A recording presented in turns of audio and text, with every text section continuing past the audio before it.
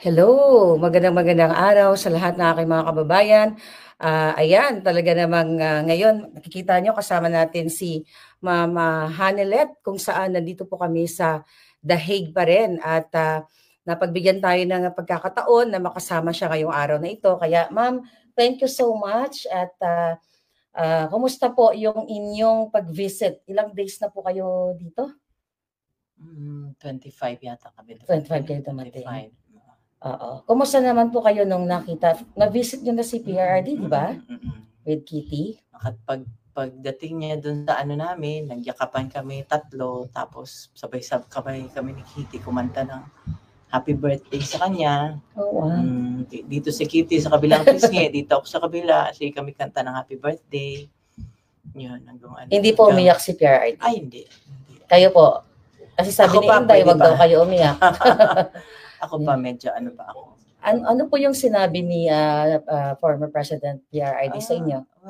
Sabi niya, kagaya ng sinabi niya kay VP, sabi niya, there will be a day. There will always be a day of reckoning. Yeah. Tsaka sabi nga niya, kinote niya nga Psalms 91 verse 8.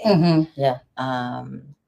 I will let you see with your own eyes the destruction and the punishment of the wicked. Yeah. Ang ganda ng promise ng Panginoon. So very positive po si PRRD. Ano yung parang pinaka-importanting mensahe niya sa inyo nung time na nag-visit kayo sa kanya? Nung kinwentuhan ko kasi siya kung ano nangyari sa labas, sabi ko, ikaw na ayaw mong ipaalam, ayaw mong magpa-istorbo tuwing birthday mo, natutulog ka lang. Ngayon buong mundo ang nagse-celebrate ng birthday. Yeah, birthday niya. So, tuwang-tuwa naman siya. Oo. So, masaya siya. Nagbanggit ba siya na, like personal messages sa Pilipino, mga kababayan natin? Sabi niya, salamat sa suporta at sa pagmamahal. As usual, sabi niya, mahal niya ang lahat ng ang mga Pilipino sa buong mundo, sa Pilipinas at sa labas ng bansa. Saan mang parte ng bansa, mahal niya. Yun naman talaga miski na ng presidente siya, mas minahal pa nga niya ang Pilipino. Yeah. At ang Pilipinas. Yeah. So ako po talagang nag-travel din ako para ma-witness talaga namin yung yung pang-aapi sa family ninyo.